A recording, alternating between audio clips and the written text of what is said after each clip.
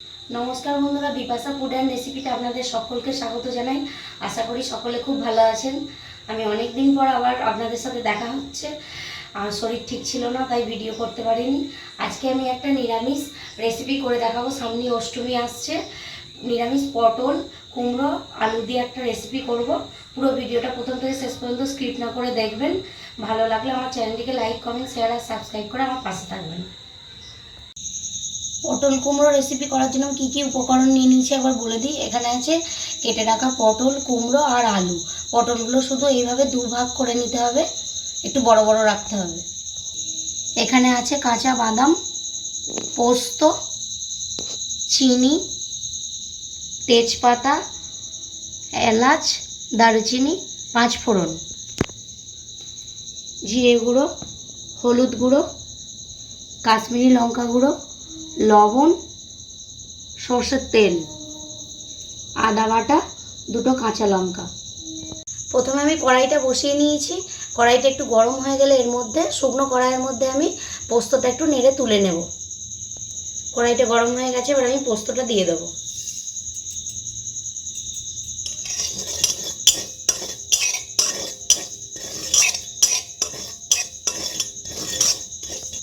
এবার আমি পোস্তটা তুলে নেব। এবার আমি কড়াইয়ের মধ্যে সর্ষের তেল দিয়ে দেবো, বাদামটা ভেজে নেব। আর একটা কথা বন্ধুরা, কুমড়োর তরকারিতে অবশ্যই দিতে হয় ছোলা। আমি কিন্তু ছোলাটা ভেজাতে ভুলে গেছি, তার জন্য ছোলাটা এখানে দিইনি। আপনারা ছোলাটা দিতে পারেন। তেলটা গরম হয়ে গেছে, এবার আমি বাদামটা দিয়ে দেব।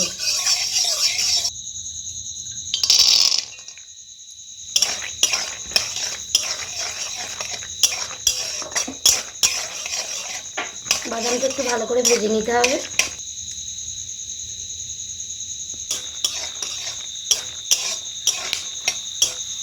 বাদামটা ভাজা হয়ে গেছে, এবার আমি তুলে নেব।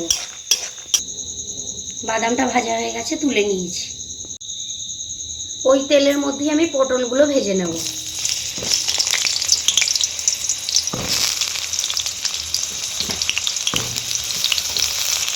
হাফ চামচ লবণ দিয়ে দেব।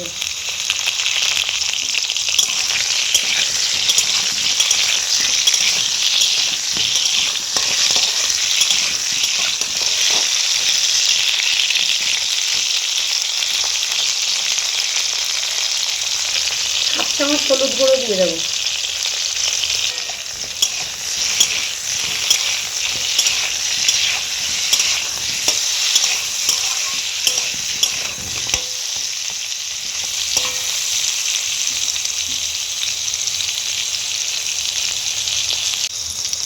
পটলটা ভাজা হয়ে গেছে, এবার আমি তুলে নেব।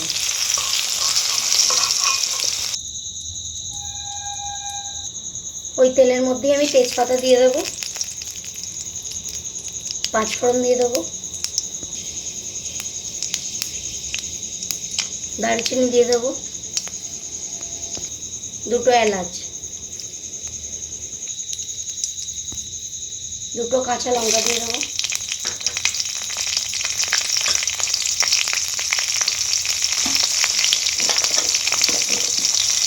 এবার আমি কুমড়ো আলু দিয়ে দেবো।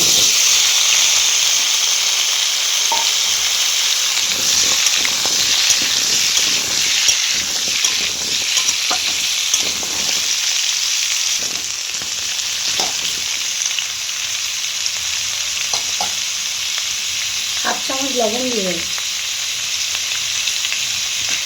দিয়ে একটু ভালো করে ভেজে নেবো আলু আর কুমড়োটা।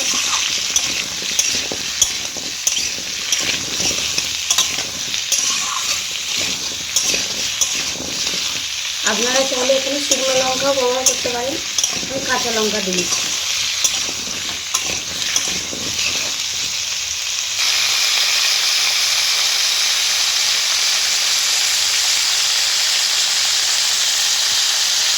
কুমড়ো আলুটা ভাজা হয়ে গেছে, এর মধ্যে আমি 1 চামচ জিরে গুঁড়ো দিয়ে দেবো,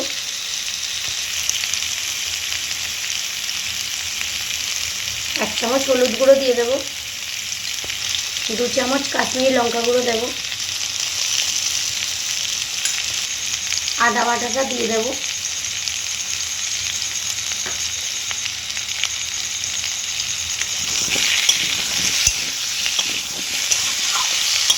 ভালো করে কষিয়ে নেব।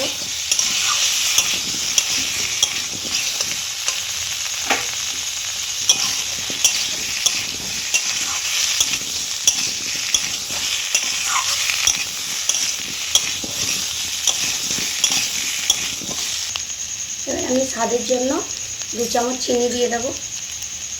কুমড়োর তরকারি একটু মিষ্টি মিষ্টি ভালো লাগে।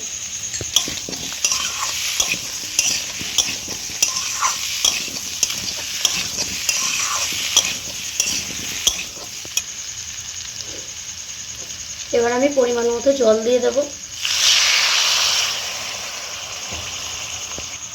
কুমড়ো আলুটা সিদ্ধ হবে, জলটা একটু বেশি করেই লাগবে। আমি 2 বাটি জল দিচ্ছি।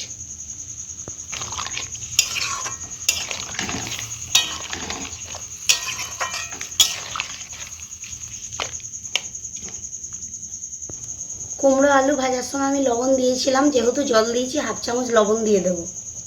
লবণটা আপনারা চেক করে দেবেন।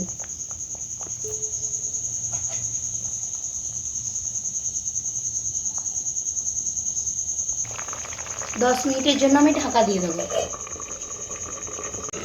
10 মিনিট হয়ে গেছে, এবার আমি ঢাকাটা খুলে নেব।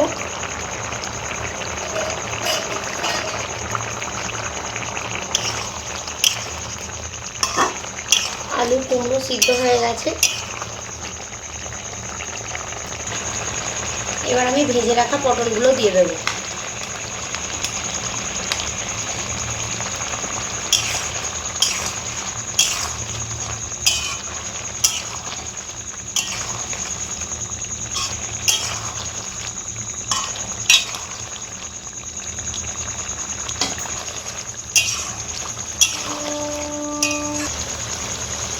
পটলটা দিয়েছি, 2 মিনিট ফুটে যাক, তারপরে নামাবো।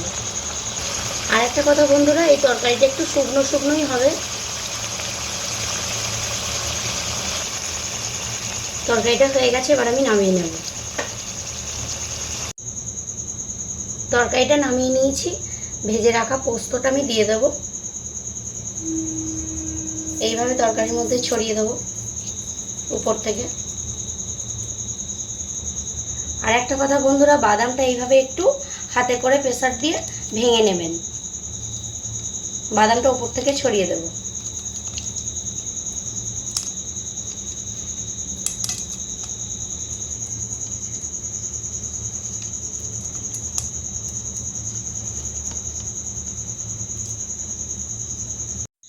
নিরামিষ পটল কুমড়ো রেসিপি আমার রেডি। এইভাবে আপনারাও বাড়িতে বানিয়ে দেখবেন। সামনে অষ্টমী আসছে, লুচি পরোটা দুটো দিই খেতে খুব ভালো লাগবে। ভালো লাগলে আমার চ্যানেলটা লাইক কমেন্ট শেয়ার আর সাবস্ক্রাইব করে আমার পাশে থাকবেন। আবার একটা নতুন রান্নার রেসিপি নিয়ে আপনাদের সাথে দেখা হচ্ছে। সকলে ভালো থাকবেন, সুস্থ থাকবেন।